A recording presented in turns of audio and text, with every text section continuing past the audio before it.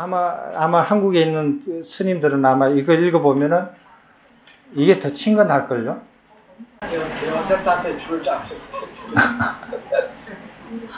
그죠? 어떻게 보면 이렇게 제가 이게 설명을 다 붙인 건데, 이게 대화다타는 아주 짤막짤막하게 얘기를 한 거고 기록에 나와 있는데 제가 이렇게 이해하기 쉽게끔, 비교하기 쉽게끔 설명을 해드린 거거든요. 그래서 이런 거 보면,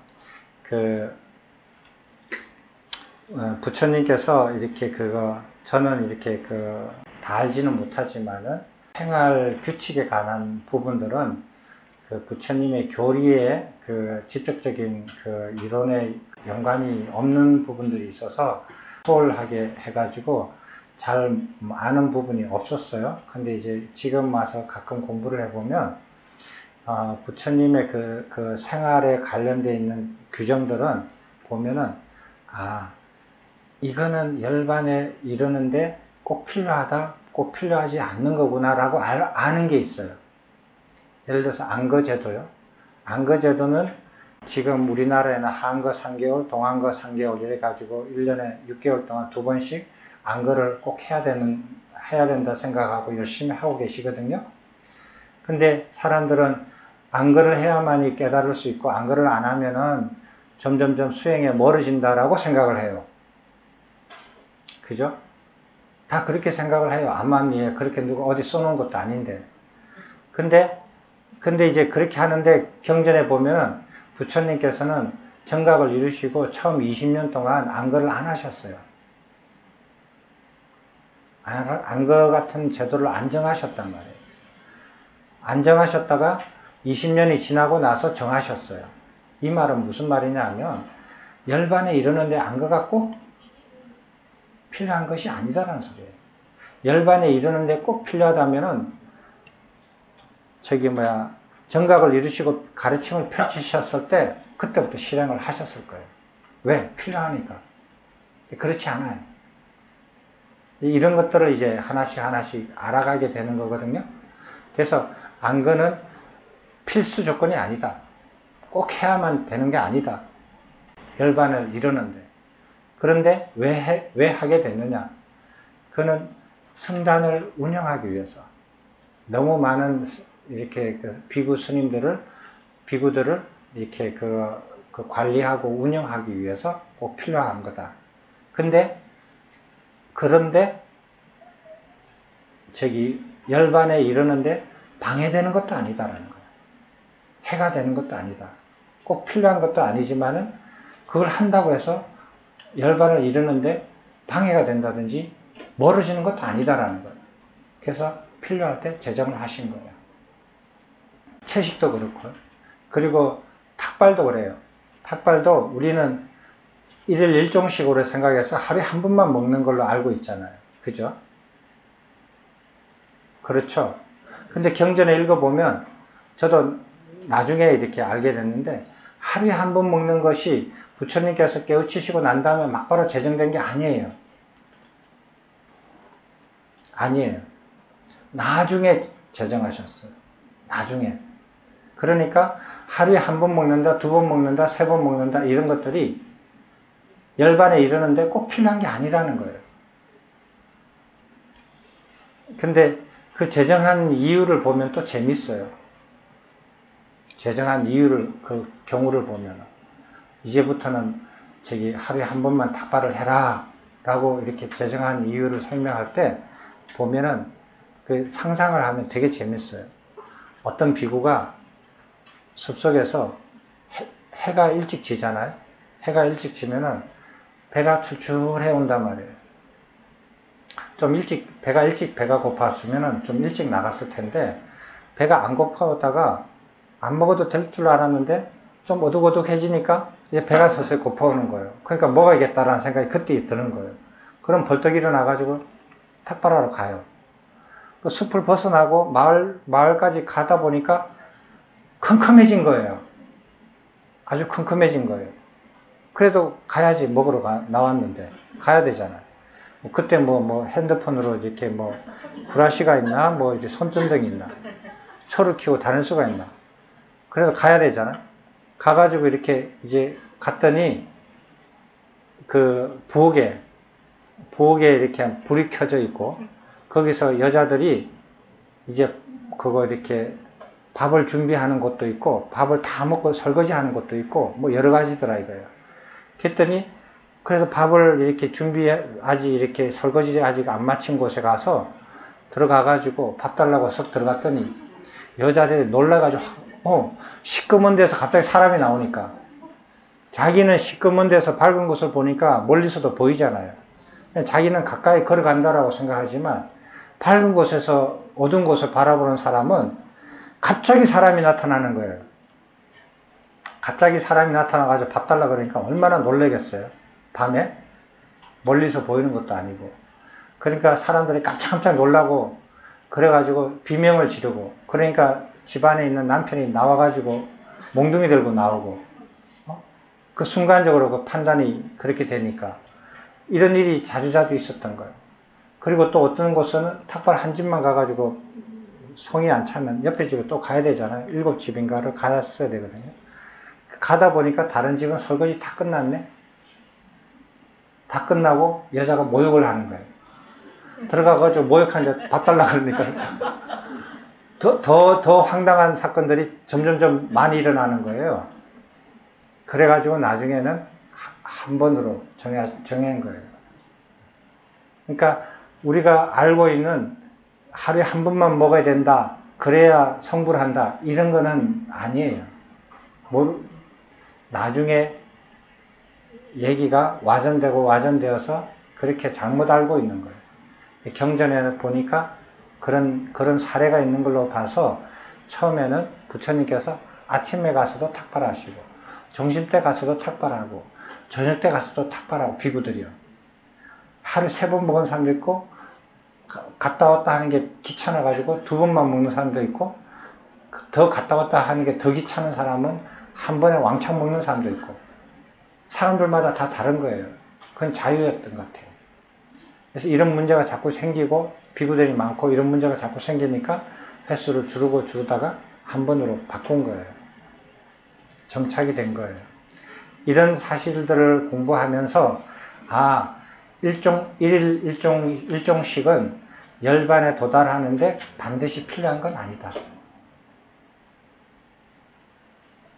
이렇게 알고 하루에 한 번을 먹더라도 그걸 알고 해라 이거예요. 난 하루에 한 번만 먹고 다른 거 안 하면 열반에 도달한다, 깨닫는다, 이렇게 생각하고 살지 말라는 거예요. 그건 아니라는 거예요. 이런 것들을 이렇게 우리가 이렇게 배우게 되는데 지금도 보면은 대화다tta가 주장한 것들이 굉장히 더 이렇게 친근하게 느껴지는 부분들이 많이 남아 있어요. 지금도 그래요. 지금도 부처님의 가르침의 의식주를 따르는 사람보다 대화다tta가 부처님 가르침인 줄 알고 따르는 사람이 아마 더 많을 거예요. 공부를 안 해본 사람들은. 자, 세존의 답변 한번 읽어보시겠습니다.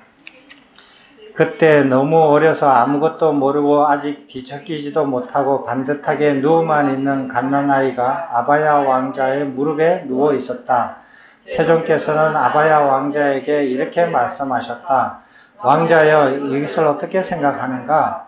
만일 그대가 소홀히 하거나 유모가 소홀한 틈을 타서 이 아이가 어떤 나무 조각이나 조약돌을 입안에 넣고 삼킨다면 그대는 그것을 어떻게 하겠는가?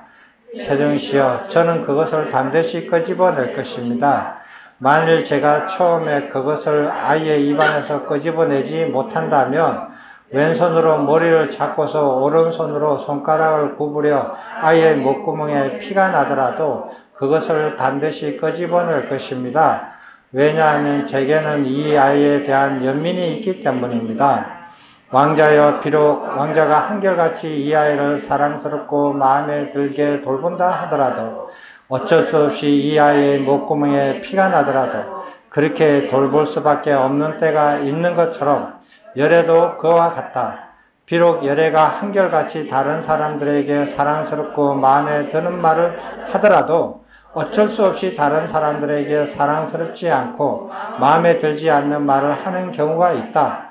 왕자여, 열애는 그 말이 사실이 아니고 진실이 아니고 이익을 줄 수 없다고 알고 또 그 말이 다른 사람들에게 사랑스럽지 않고 마음에 들지도 않는 것이라면 열애는 그 말을 하지 않는다.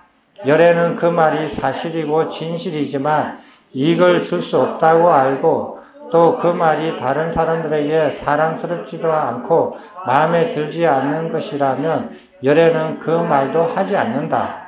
열애는 그 말이 사실이고 진실이고 이익을 줄 수 있다고 알지만 그 말이 다른 사람들에게 사랑스럽지 않고 마음에 들지 않는 것이라면 열애는 그 말을 해줄 바른 시기를 안다.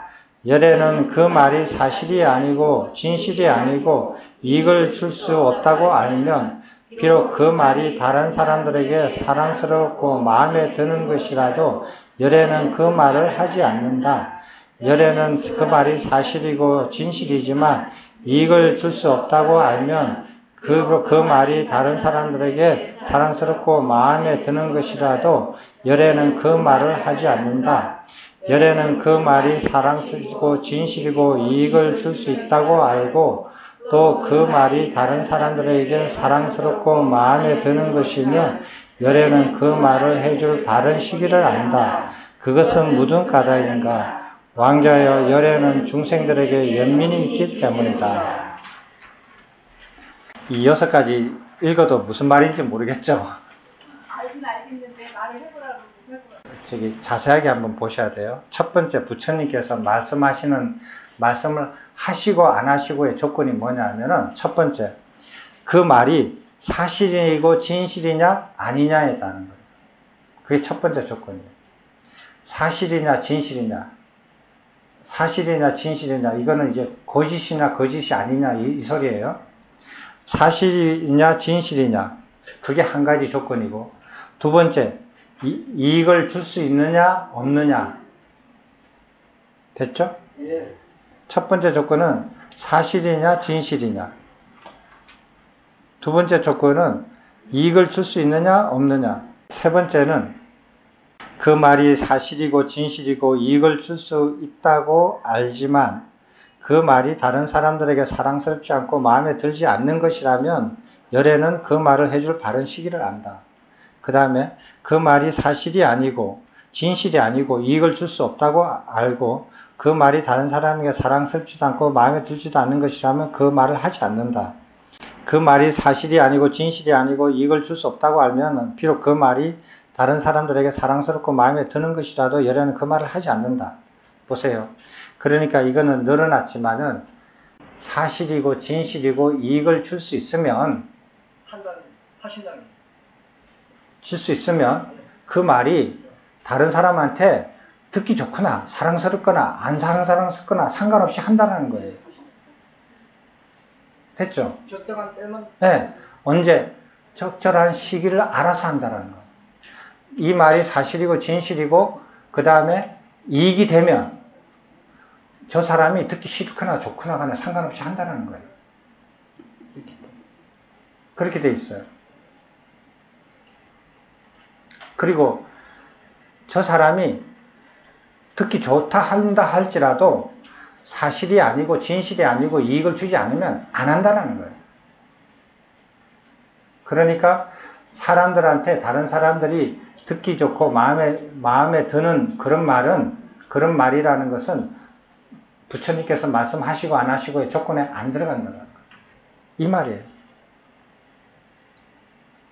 조건에 안 들어간다는 거예요.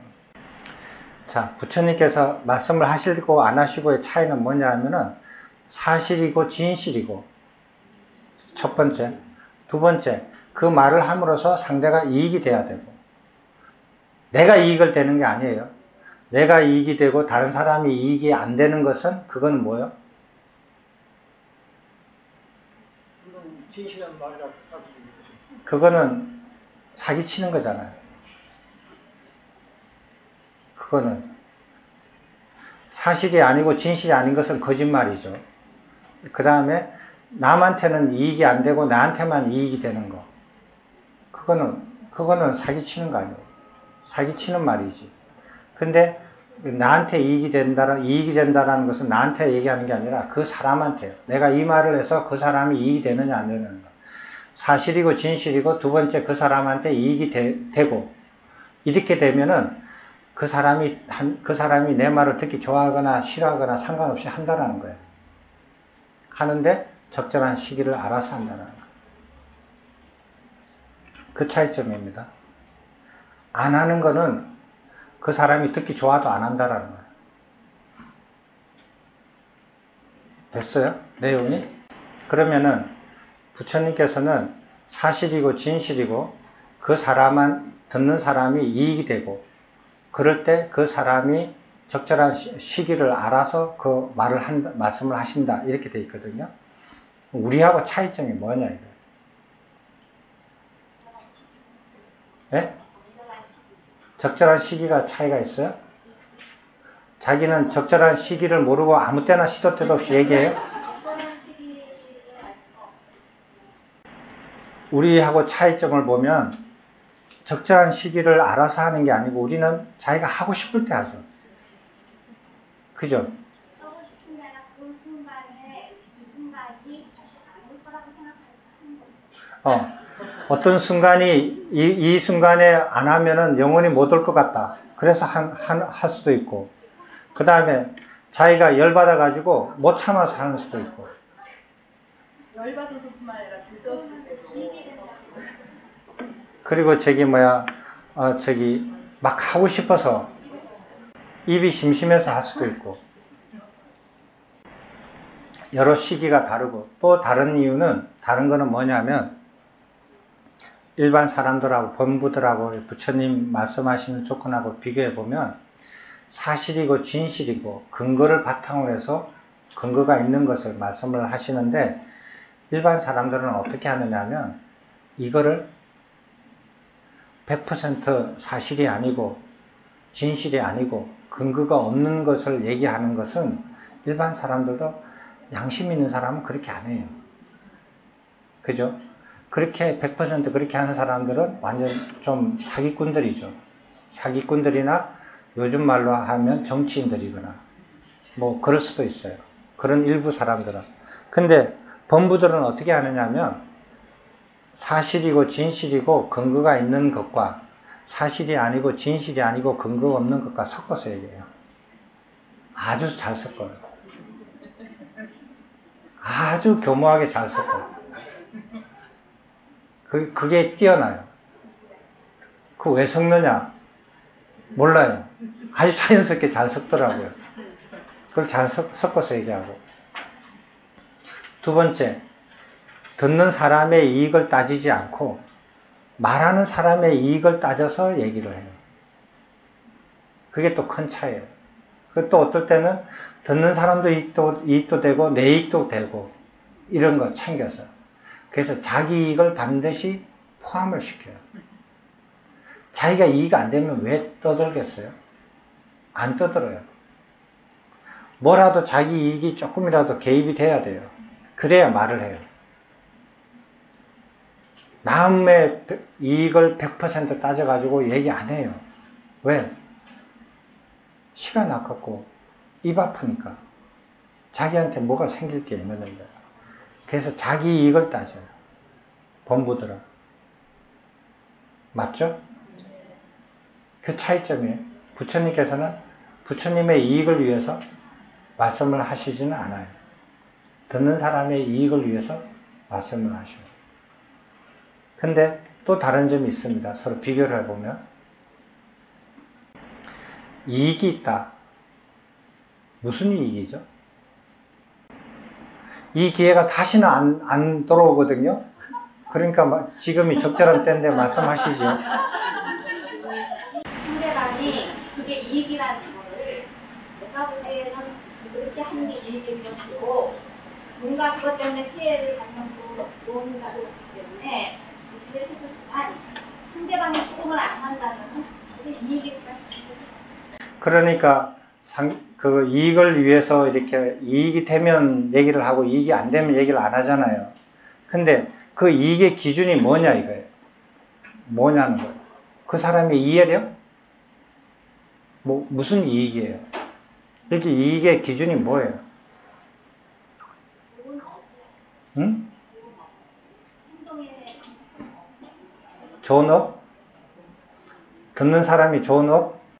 듣는 사람이 좋고 그런 행동을 해서 뭔가 피해받는 게 있으니까 얘기를 나하고는 상관이 없어도 예를 들어서 동물이 피해를 받을 수도 있고 그럴 때 얘기할 수 있고 그 사람한테도 좋은 업이 되지만 본인이 그걸 이해를 못하면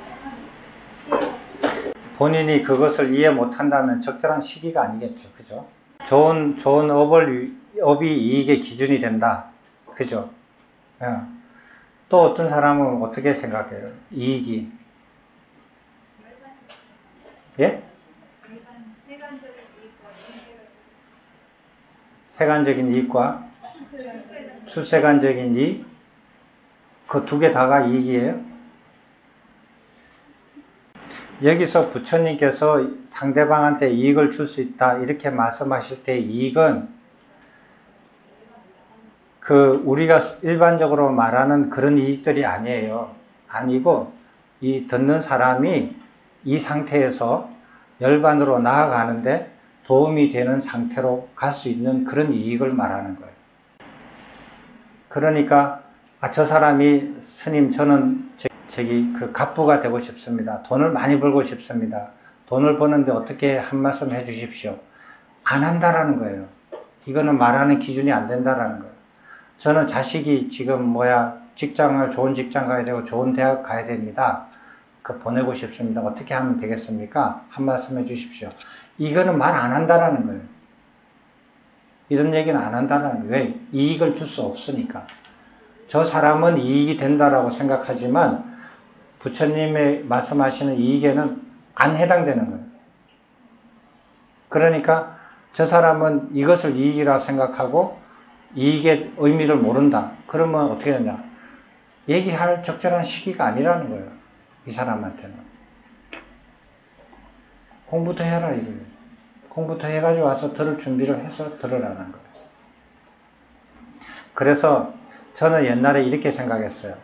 사람들이 참 어렵게 사는구나. 참 힘들게 사는구나. 사람들이 참 이렇게 사는 것들이 참 힘들고 어렵고 막 그냥 그렇게 사는데 내가 조금만 도와줘도 좀 사는 게 좀 편하게 살 수 있지 않을까. 이제 그렇게 생각을 했어요. 옛날에는. 그래서 사람들이 와서 뭐 물어보면 제가 아는 거 모르는 거 다 이렇게 얘기해가지고 그 사람한테 도와주게끔 얘기를 해줬어요. 그럼 그 사람이 가가지고 해결을 해요. 그러면은 생활이 조금 편해질 거라고 생각을 해요. 어떤 사람은 생활이 편해졌어요. 생활이 편해지니까 놀러 가더라고요. 그 다음에는 저는 이제 편해지면 마음의 여유를 가지고 공부를 하겠지 라고 생각을 했어요. 편해지니까 공부를 하는 게 아니라 더 놀러 가는 거예요.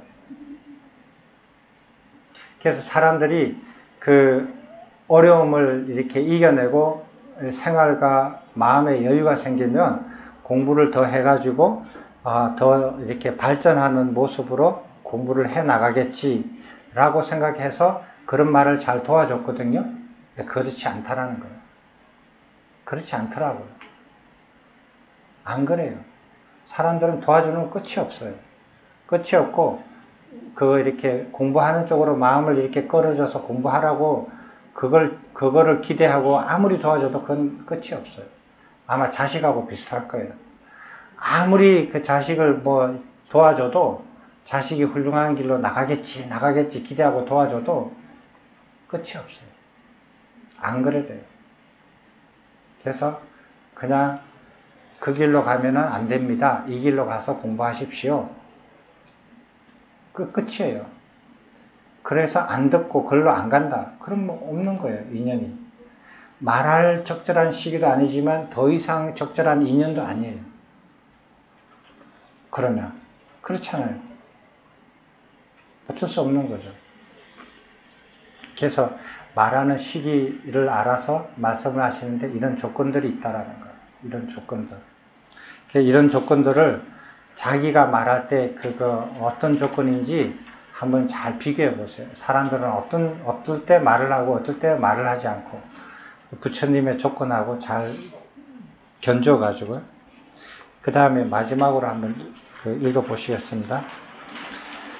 세존이시여 학식 있는 그샤트리아들과 학식 있는 브라만들과 학식 있는 사문들과 학식 있는 장자들이 갖가지 질문을 준비해서 세존을 찾아와 질문을 합니다.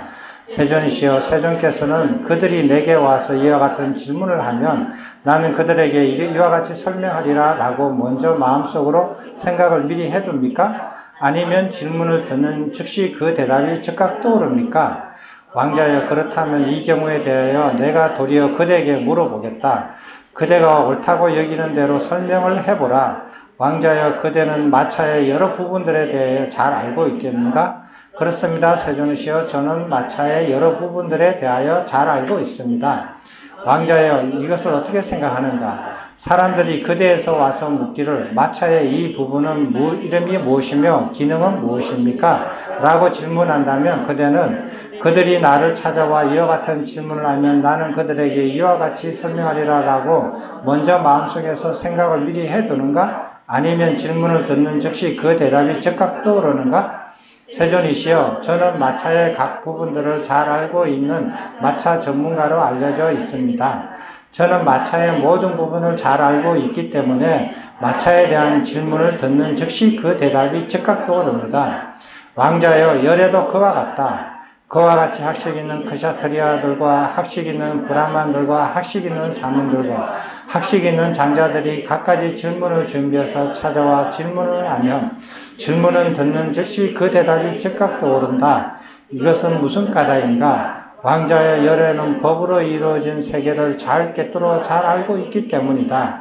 법으로 이루어진 세계를 잘 꿰뚫어 잘 알고 있기 때문에 법에 대한 질문을 듣는 즉시 그 대답이 즉각 떠오른다. 세존께서 이렇게 말씀하실 때 아비야 왕자는 세존께 이렇게 말씀드렸다.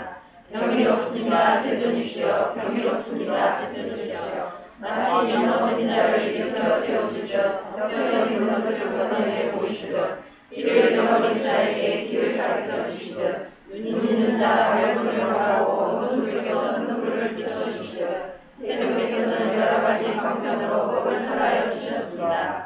저는 이제 세존께 기이하고 세존의 가르침인 법에 기이하고 세존의 가르침인 법을 따르는 빈구승가에 기이합니다. 세존이시여 세존께서는 저를 제가 진짜로 받아주셔서 오늘부터 목숨이 붙어있는 그날까지 기이하옵니다.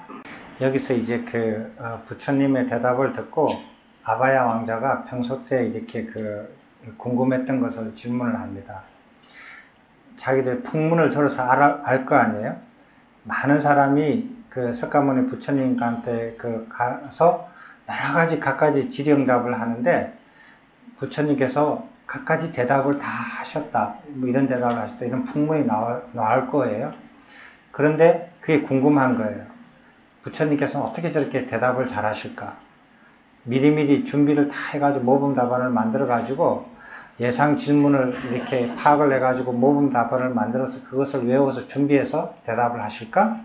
아니면 질문을 듣는 즉각 대답을 하실까? 그 참 궁금하다. 물어봐요. 기회가 있으니까. 그랬더니 부처님께서 비유로 하죠. 요즘 말로 하면은 그 왕자가 돈이 많으니까 뭐라 그러죠? 돈 많이 태어난 집안의 자식들을 뭐라 그래요? 예? 금수저. 금수저에서 더 나아가 다이아몬드 수저죠. 그러니까 요즘으로 치면은 자동차 매니아예요. 자동차에 대해서 잘 알아.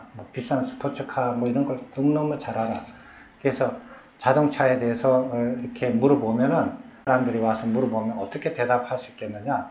너가 미리미리 예상 질문을 만들고 거기에 대한 답변을 준비해 가지고 대답하느냐?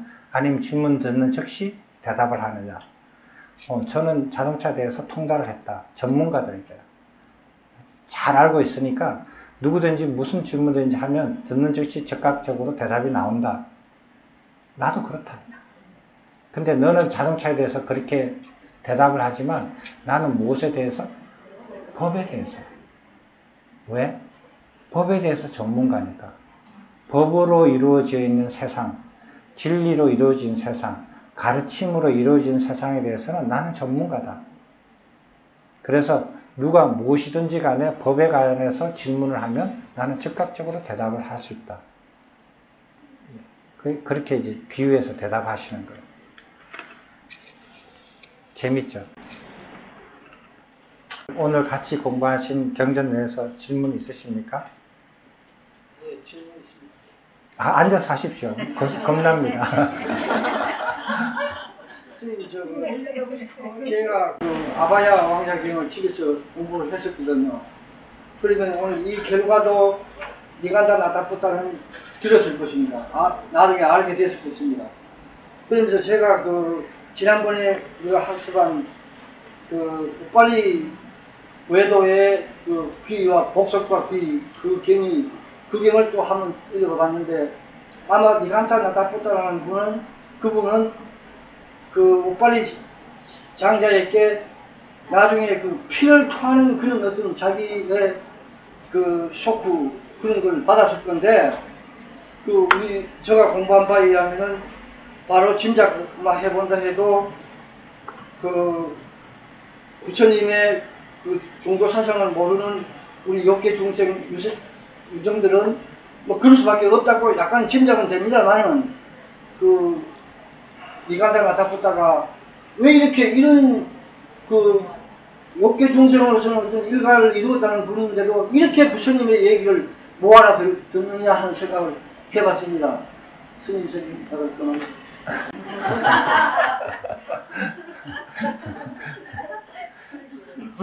저도 듣고 즉각적으로 대답이 나와야 되겠죠.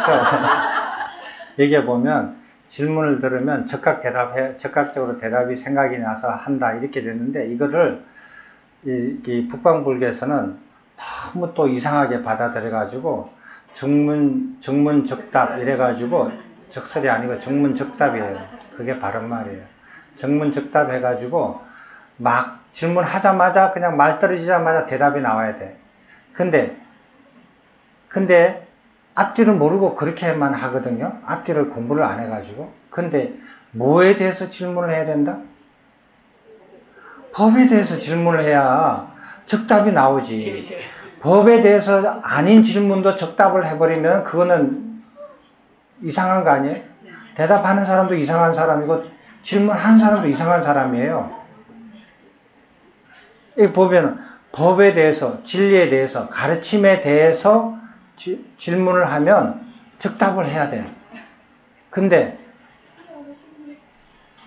다른 거에 대해서 질문을 했는데 적답을 했다. 그러면 법에 대해서 자기가 전문가가 아니라는 소리지. 법 위에 다른 것에 대해서 전문가라는 소리야. 쉽게 얘기하면. 그건 앞뒤가 안 맞는 말이거든요. 그러니까 요 한 단어만 보고 앞뒤 이해를 못하고 그렇게 행하면은 그는 진짜 이거 뭐 할 말이 없어져요. 그렇게 많은 세월 수백 년을 그렇게 해왔거든요. 그래서 질문을 하는데 그게 자기는 법이라고 하지만은 법에 관련되어 있는 게 아닌 것도 많아요. 전에 왜 공소사에 와가지고 그런 말을 한 적이 있잖아요. 그 사람님이 그 스님 하늘에서 눈이 오는데 눈이 어디에 떨어집니까? 이렇게 해가지고 그거 화두에 나오는 화두예요. 옛날 화두에 있어요. 그 화두가. 그래서 그 어떤 스님이 그 해제하는 나가면서 그 도반 스님한테 물어봤어요. 이제 눈이 오는 날, 눈이 저 하늘에서 내리는 눈이 어디에 떨어지는가 물었더니 그 대답을 못 해가지고 쫄쫄쫄 내고 그렇게 한 그 옛날 얘기가 나오거든요. 그걸 어디서 듣고 와서 읽어서 하는지 몰라도 그런 걸 법으로 알아요. 그걸 법으로 생각하거든요. 근데 법에 대해서 질문을 했을 때 즉각적으로 답이 나오는 거죠. 아까 전에 뭐를 질문하셨어요?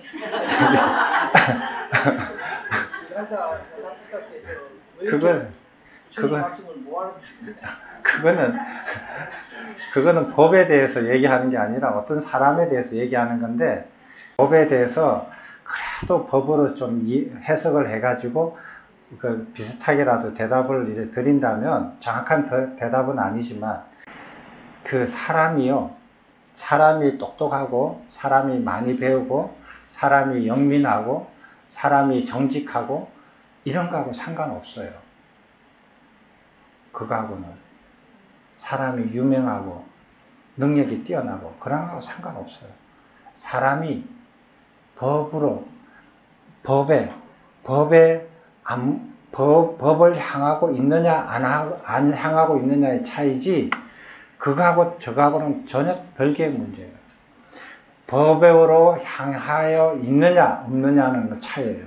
그러니까 법에 이렇게 종착역인 열반으로 내가 눈이 목표가 거기 가 있느냐 안 가 있느냐의 차이로 일어나는 일이지 아무리 훌륭하고 영민하고 똑똑하고 유명한 사람이고 뭐 이렇게 제자가 많고 그 한다 하더라도 자기가 법에 가 있지 않고 법의 종착지인 열반에 마음이 가 있지 않고 거기에 목표가 정해져 있지 않으면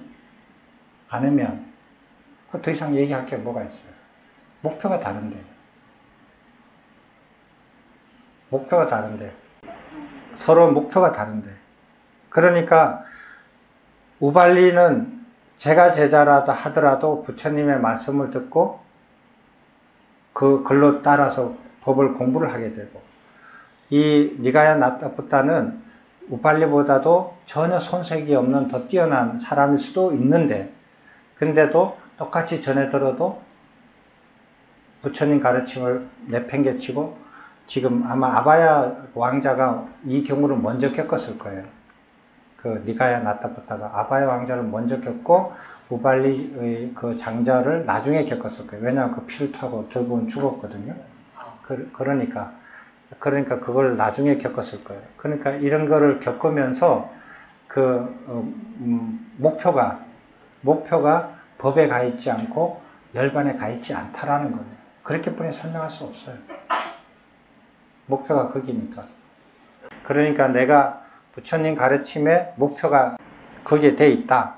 그러면은 그 목표가 부처님 가르침에 바른 이해에 가 있고 내가 저기 법에 가 있고 열반에 가 있다.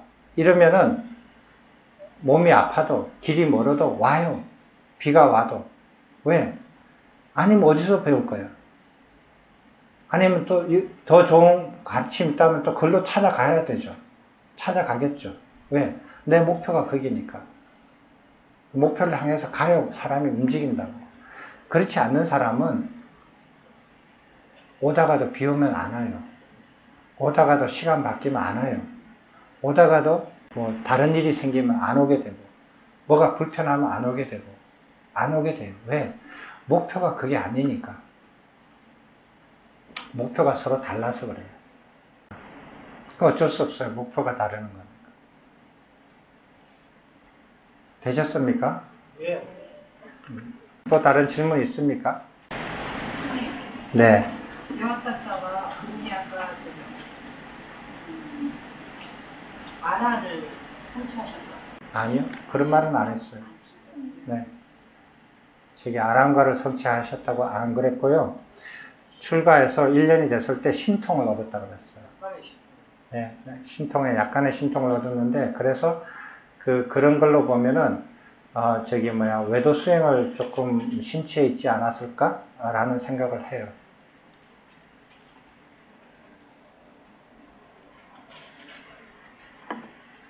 또 질문 있습니까?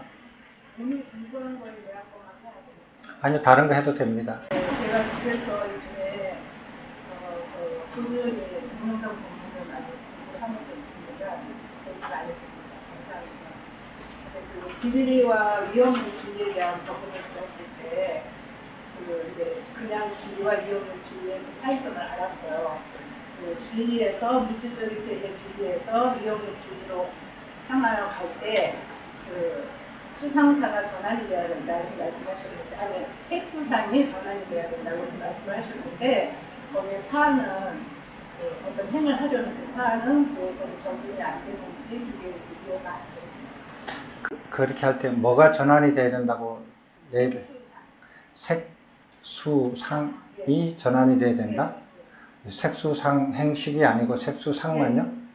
그래서요. 그래서 저는 거기 행이 빠진 것이 색소상. 그러니까 식은 분별하는 아까 그 저장이 안 된다고 하셨을 텐데 그거는 또 전환이 되느냐 안 되느냐에 적응이 안 되는 건 이해를 하겠는데 그 행의 그 원리로 어떤 행을 하려는 그 스님께서는 오본을 설명하실 때 색수상 행식으로도 말씀하시지만 행을 또 사로도 표현을 하시잖아요. 근데 색수상만 들어가고 거기에 사가 적응이 안 되는 게 저가 이해가 안 돼요. 저도 이해가 못하겠네요. 누가 강의한 걸 듣고 오셨어요? 글쎄요, 그 부분적으로 좀 저도 이해를 잘 못하겠는데 그 뭐를 설명할 때 그렇게 되는 건지는 모르겠지만 저기 그 오온이 다 바뀌어야죠. 오온이 다 색수상 행식 다 바뀌어야 된다고 생각을 해요. 근데 앞뒤 문맥에서 왜 그렇게 했는지는 한번 좀 더 이렇게 한번 보세요.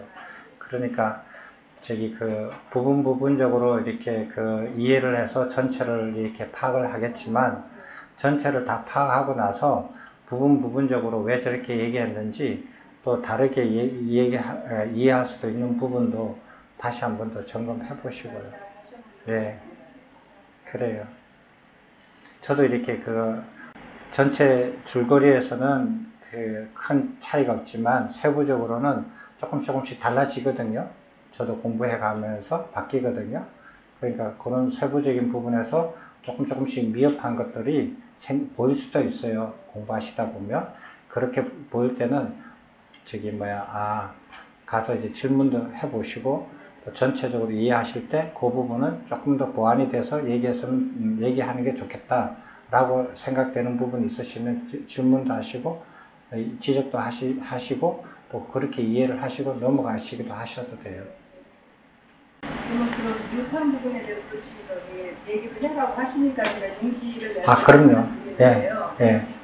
이제 어떤 본문인지 기억이 안 나는데 물질이 벌써 알고 반응을 한다 이렇게 어휘를 쓰신 부분이 있더라고요. 그러니까 이제 색 매입처, 매입처와 매입처에 관계된 일체법을 설명하실 때 그런 것 같아요. 그러니까 어떤 바깥 대상의 작용을 받았을 때 벌써 몸이 벌써 알고 반응을 한다 이렇게 말씀을 하신 부분이 있는데 몸을 통한 인식이 그렇게 반응을 한다 이렇게 하는 것이 저는 이해가 될 것 같은데 물질이라는 건 아는 그 기능이 없지 않습니까? 정신이 아는 기능이 있는 거고 물질은 아는 기능이 없는 건데 물질이 바로 알고 반응을 한다 이렇게 하셨을 때 어휘에 조금 문제가 있었지 않았나 아니면 제가 모르는 어떤 부분이 있는지 그걸 좀 확인하고 싶었습니다.